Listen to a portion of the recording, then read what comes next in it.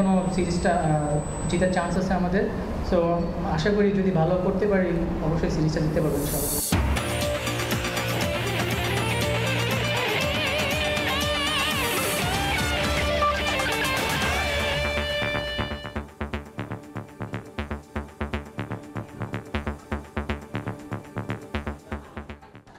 বিশ্বের নানা প্রান্তের খেলাধুলার খবর নিয়ে আমাদের নিয়মিত আয়োজন খেলার সময়, আর এই আয়োজনে আপনাদের সঙ্গে আছি আমি সাজিদ মুস্তাহিদ।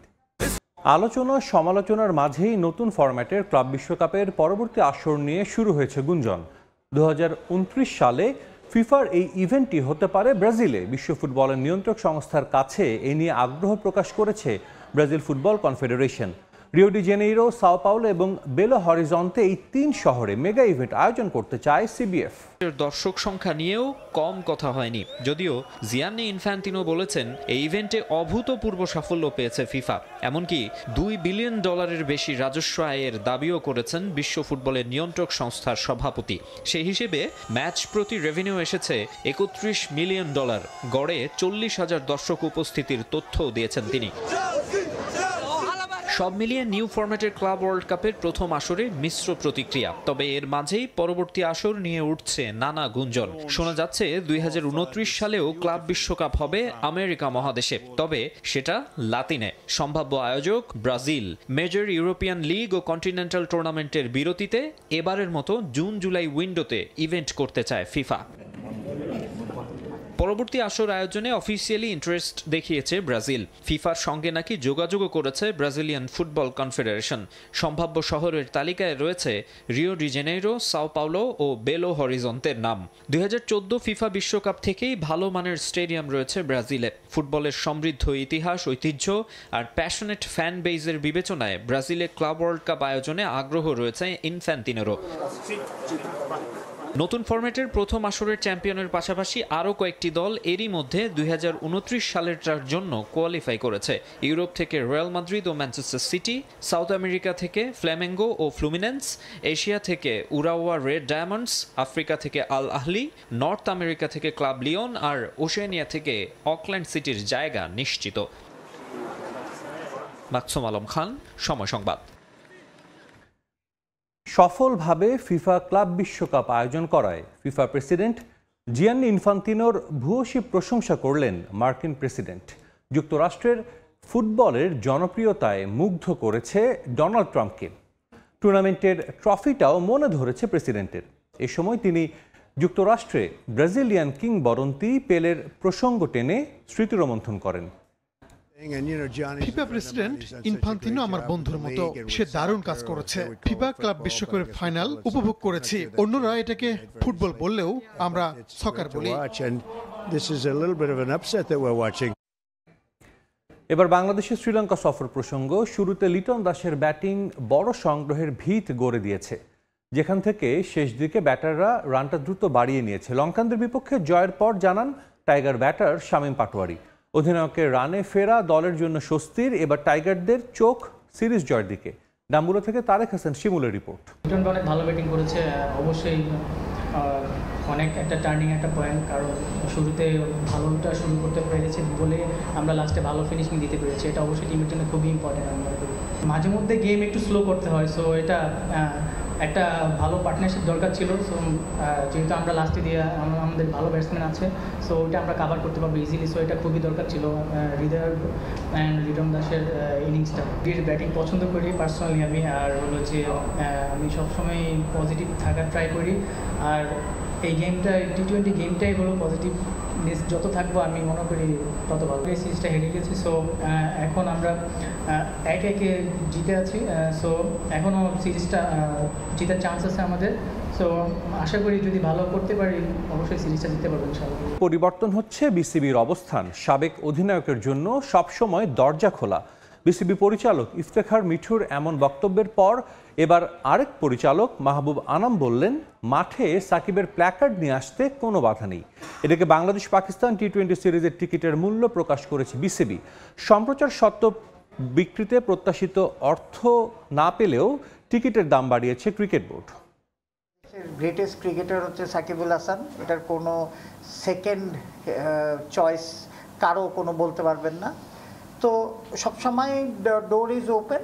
এখন এটা সিলেক্টর অ্যান্ড টিম ম্যানেজমেন্টের উপরে তারা কি চিন্তা করছে। কদিন আগেও সাকিব আল হাসানকে নিয়ে বিসিবিতে কেউ মুখ খুলতে চাইতেন না, তবে আমিনুল ইসলাম বুলবুল দায়িত্ব নেয়ার পর দৃশ্যপটে অনেকটাই পরিবর্তন এসেছে।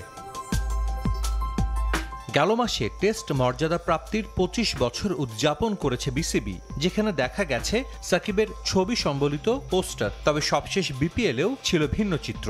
সাকিবের ছবি সহ পোস্টার বা প্ল্যাকার্ড নিয়ে সমর্থকদের মাঠে প্রবেশ করতে দেওয়া হয়নি। 5 আগস্ট পরবর্তী সময়ে সাকিবের বিরুদ্ধে স্টেডিয়াম এলাকায় বিক্ষোভ করেন সমর্থকরা। জাতীয় দলে সাবেক বিশ্বসেরা অলরাউন্ডারের ভবিষ্যৎ একরকম অনিশ্চিত। যদিও বাংলাদেশ পাকিস্তানের আসন্ন সিরিজে সমর্থকদের জন্য থাকছে না এবার কোনো বাধ্যবাধকতা। বিসিবির সকল ক্রিকেটারকে সম্মান জানায়। আপনি জানেন যে আমাদের অনার বোর্ডে সকলের নাম রয়েছে। আমরা যে 25 বছর ক্রিকেট পূর্তি করেছি, এখানে এমন কোনো ক্রিকেটার নাই যারা বাংলাদেশকে রিপ্রেজেন্ট করে যাদের ছবি ছিল না। সুতরাং এটাই প্রমাণ করে আমরা কিভাবে তাদেরকে শ্রদ্ধা জানাতে চাই। এদিকে আসন্ন টি-20 সিরিজের জন্য টিকিটের মূল্য প্রকাশ করেছে বিসিবি। গেল বছর সবশেষ জিম্বাবুয়ের বিপক্ষে টি-20 সিরিজের সর্বনিম্ন টিকিটের মূল্য ছিল 200 টাকা, সর্বোচ্চ 1500 টাকা। এবার সর্বনিম্ন টিকিটের মূল্য ধরা হয়েছে 300 টাকা, সর্বোচ্চ টিকিটের মূল্য 3500 টাকা।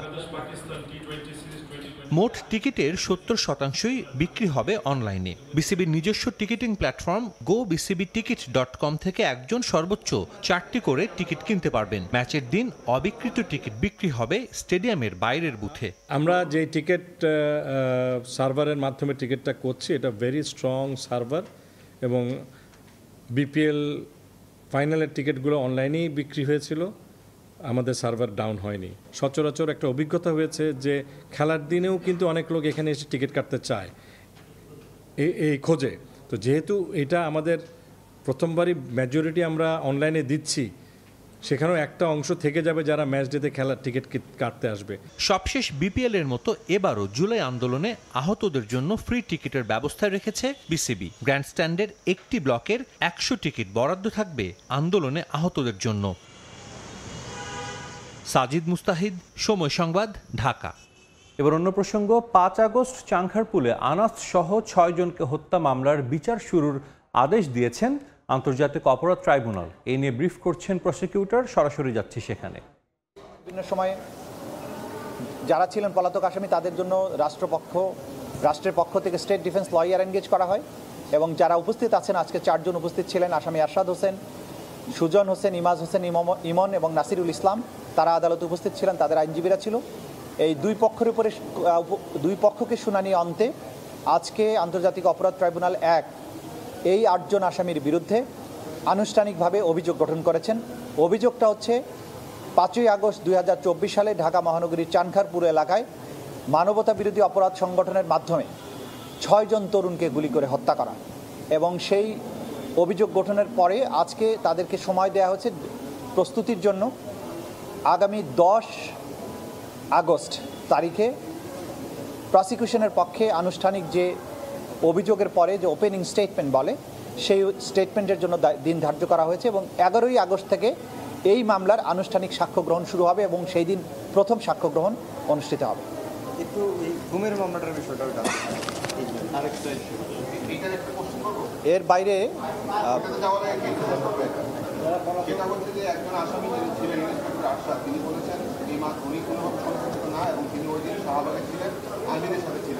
তিনি কোথায় ছিলেন এইটা মামলার বিচারের মধ্যে দিয়ে প্রমাণিত হবে, ট্রায়ালের বিষয়।